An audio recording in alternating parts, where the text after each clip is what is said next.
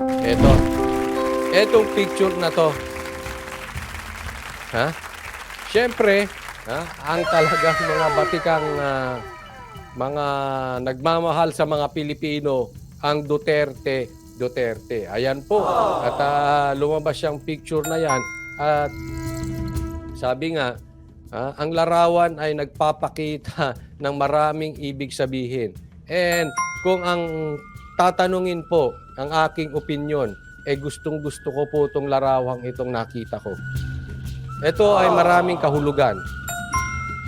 May mga nagsasabi nga po, no, bagamat ayaw nating tanggapin ng buong puso yun, pero meron po ito sa aking opinion na may katotohanan, na merong konting hindi pagkakasunduan ang mag-amang Duterte.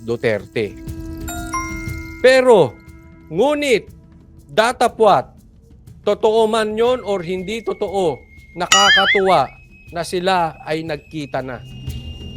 Malaking ibig sabihin niyan. Especially para sa isang tatay. Alam nyo naman po ang kahinaan ng tatay. Ako siguro, aminin ko man sa inyo, halimbawa ako hindi ko nagugustuhan ang mga galawan ng Administrasyong Marcos. Pero pag ako siguro ay kinausap ng aking daughter, sabi niya, Daddy, relax ka muna sa bigay mo ng masamang komentaryo sa gobyerno ni Marcos. Nagtatry naman. Baka lumambot ang puso ko. Malaking bagay po yun. Para sa akin, bilang tatay at babae ang anak, nauunawaan ko yan. Kaya napakamalaking bagay yan. At hindi ko po sinasabing ganito po ang nangyari. Pero ang posibilidad ay parang kumukuha si Sara ng kanyang lambing or kapayapaan sa kanyang ama. Tatandaan po natin, ang isang anak na lalapit sa tatay na umiiyak dahil siya po ay may pinagdadaan ng malaking problema. Or ang isang anak naman na lalapit sa isang tatay dahil gusto lang niyang yumakap dahil ang maraming umaatake sa kanya kaliwat kanan. Parang gusto mo lang magkaroon ng release. Ako po, ganyan ang nakikita ko. Dahil sa dami ng tumitira kay Sara, again, hindi ko pinagbabintangan si BP Sara na lumapit siya sa tatay niyang umiiyak at humihingi ng tulong. Hindi. Pero sa dami ng umaatake ngayon kay BP Sara, yung bang pumunta ka lang sa iyong tatay. Ako'y nauunawaan ko yan. Pupunta ka lang sa iyong tatay, makita mo at makasama mo yung iyong tatay na alam mong veterano pagdating sa politika. Parang ang datingan po niyan ay magkakalmado lahat. That feeling mo, everything is under control. Ayan. Hindi natin alam kung ano pinag-usapan na yan. But ako, I'm very, very positive sa litratong ayan. Kasi may mga bagay na hindi naman po bigla-biglang nangyayari. Yung bang timing, halimbawa, bigyan ko kayo ng isang hindi mo kaaway mo or hindi mo matagal mo nang hindi nakakausap or kapitbahay mong hindi mo naman masyadong nakakausap, bigla kang yayayain magkape, medyo nakakapagtaka, di ba? Ano kayang networking ang ipapasok nito? Bakit mag-aaya ng kape, no? Again, hindi ko po binibigyan ng istorya. Baka naman sabihin ng makasara dyan ay sinisiraan ko po si BP Sara. Hindi po. Ako po ay hindi maka-BP Sara. Pero alam nyo po, deep inside, tuwang-tuwa ako sa nangyayari ngayon.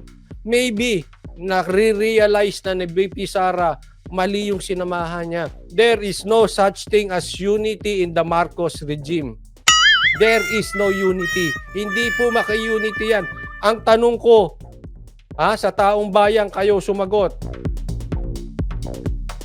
tanggap ba ng pamilyang Marcos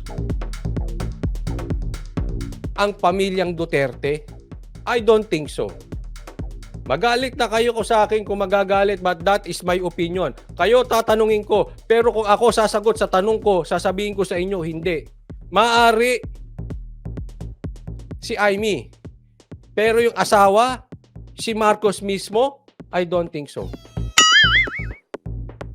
Correct, mixed music. She needs strength, hug, and support. Minsan ganyan ka, di ba? Alam mo yung may problema ka, pupunta ka lang sa tatay mo. Kunwari ako, may problema ako. Pupunta lang ako dun sa tatay ko. Hindi ko naman kailangan umiyak. Hindi ko kailangan yakapin siya. Ando ka lang, pupunta ka lang. Yung bang parang na-absorb mo yung strength na pinagdaanan ng tatay mo, alam mong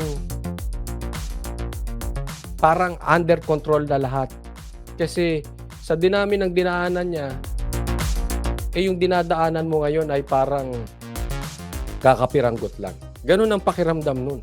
Loy Bon, maraming salamat po sa kusang loob at sa pag-sponsor ng live na to. Loy Bon. O Lowy Bon ba to? Pasensya po ulit kung mali ang aking pronunciation. Ito mga nagsasabi, asa na ang unity? Tama ka, Coach Oli. Hindi, ginamit lang nila si BP Sara. Sabi ni Garskis, gusto ng mga Marcos, sila lang may mga powers. Ito po para doon sa naman na hindi maka-isko. At ayaw ko namang idamay dito si Isko. Okay? So wag po kayong magalit doon sa mga hindi maka-isko dyan. Wag po kayong magalit kay Isko. But yung sinabi niya ito is during the campaign.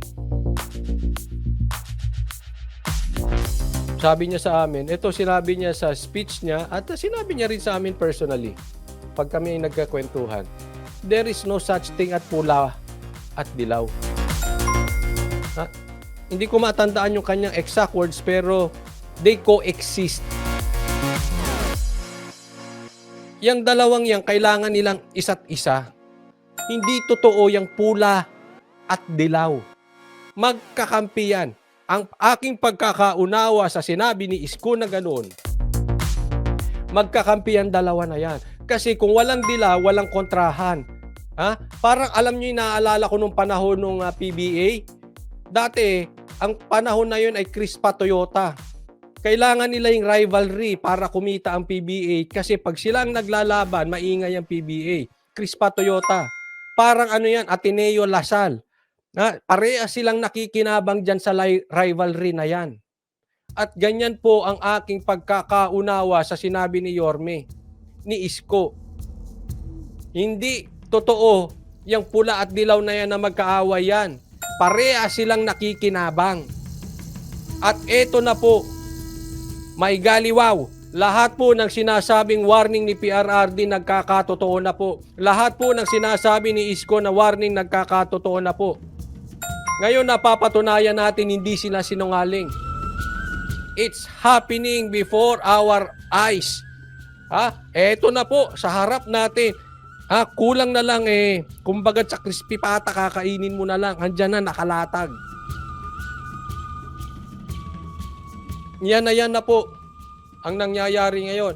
Kaya ako, mali man ako, hindi, pero paninindigan ko ito. Hindi man ako makasara o makasara man ako, paninindigan ko to. Ako'y natutuwa sa nangyayari na yan. This could mean something big for the Philippines. Posibleng magising na ang agila. Ay, nako. At alam nyo, ako'y naniniwala sa isang taong, iba ang taong natuto. May kasabihan na ang paniwala ko ay ang isang tao ay hindi magiging kagamit-gamit until dumaan sa apoy. At pag yan ay natuto sa mali, nako, Ang taong natuto sa mali, delikado. Magiging very useful. Bakit natuto? Again, ang ganda na itong larawan na ito.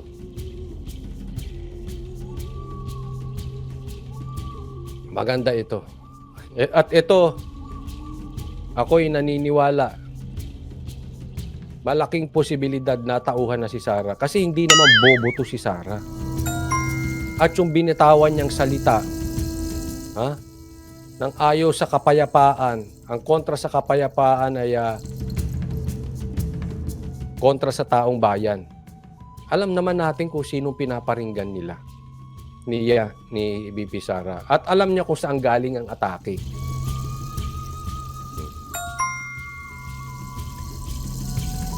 Ngayon, itong picture na ito. Ito naman, ang ipakita ko naman sa inyong picture.